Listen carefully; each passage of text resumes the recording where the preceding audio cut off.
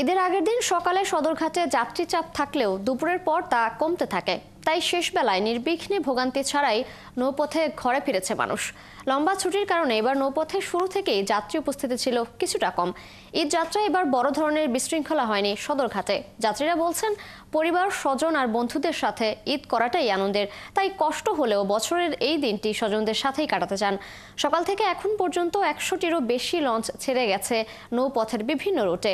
লঞ্চও ছেড়েছে নির্দিষ্ট সময়ে। এছাড়াও যাত্রীদের নিরাপত্তার জন্য র্যাব, পুলিশ সহ আইন শৃঙ্খলা বাহিনীর সদস্যরা ছিল সদরঘাটে।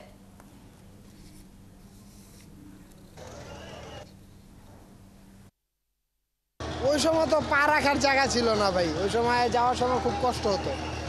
এখন ওই হিসাবে অনেক ভালো আছি। অনেক ভালো লাগতেছে, কোনো রাস্তায় জ্যাম নাই, লঞ্চেও ভিড় নাই। হ্যাঁ, লঞ্চ দিয়ে খুব ভালো লাগে। যেতেছি বাড়িতে ঈদ করবো, মা বাবার সাথে, ভাই বেড়াদার সবাই আছে, এই জন্য সবার সাথে আনন্দের দিন কাটাবার জন্য যাচ্ছি আর কি। বাড়িতে তো সবাই আছে, তো সবার সাথে ঈদ করব।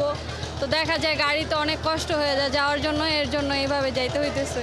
গ্রামে আত্মীয় স্বজনদের সঙ্গে ঈদ করবো এবং বন্ধু বান্ধব তারা আছে তাদের সঙ্গে ঈদ করব।